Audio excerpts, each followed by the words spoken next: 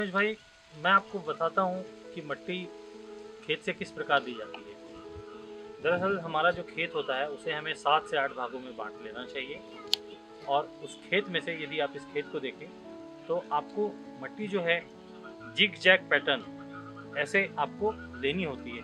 मतलब आपने एक यहाँ से ली, उसके बाद सामने से लेंगे, उसके बाद एक बीच में से लेंगे। इस प्रकार से आप ऐसे तिरछे चलते हुए अलग अलग जगह से आप सैंपल लेंगे। इस प्रकार से एक खेत से कम आपको 7 से 8 सैंपल लेने हैं। आइए मैं दिखाता हूँ आपको सैंपल लेते कैसे हैं। मिट्टी की सही जांच के लिए ज़रूरी है कि मिट्टी का नमूना ऐसे स्थान से लिया जाए जो पूरे खेत की मिट्टी के अनुसार हो। इसका मतलब यह है खेत को उसके मिट्टी का प्रकार, ढलान, पिछले मौसम में लगाई हुई फसल के आधार पर अलग अलग हिस्सों से बांटें और हर एक हिस्से से एक नमूना प्राप्त करें। खेत के एक हिस्से में लगभग 8 से 10 स्थानों से मिट्टी का नमूना लेना चाहिए। मिट्टी का नमूना प्राप्त करने के लिए वी आकार के 6 इंच गहरे गड्ढे खोदें। हर गड्ढे में से 100 से 150 ग्राम मिट्टी का नमूना तैयार करें, जमा करें। इस प्रकार 8-10 स्थानों से 1.5 से 2 किलो के आसपास मिट्टी इकट्ठा हो जाएगी। जमा सैंपल में से कंकड़, घास आदि निकाल दें और उसे अच्छी तरीके से मिला लें।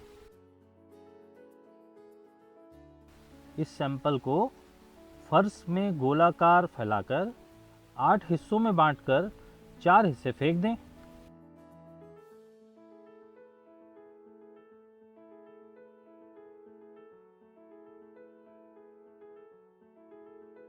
इस तरह मुख्य रूप से तकरीबन 500 ग्राम सैंपल बच जाएगा।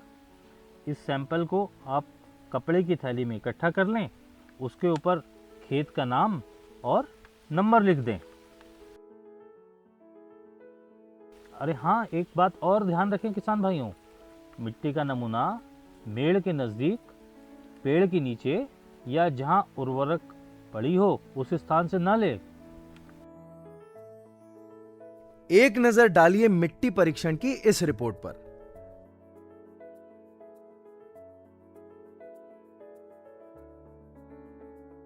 तो किसान भाइयों, मिट्टी कहे ना कहे, आप अपने नजदीक किसान सेंटर पर उसका टेस्ट यानी जांच जरूर कराएं।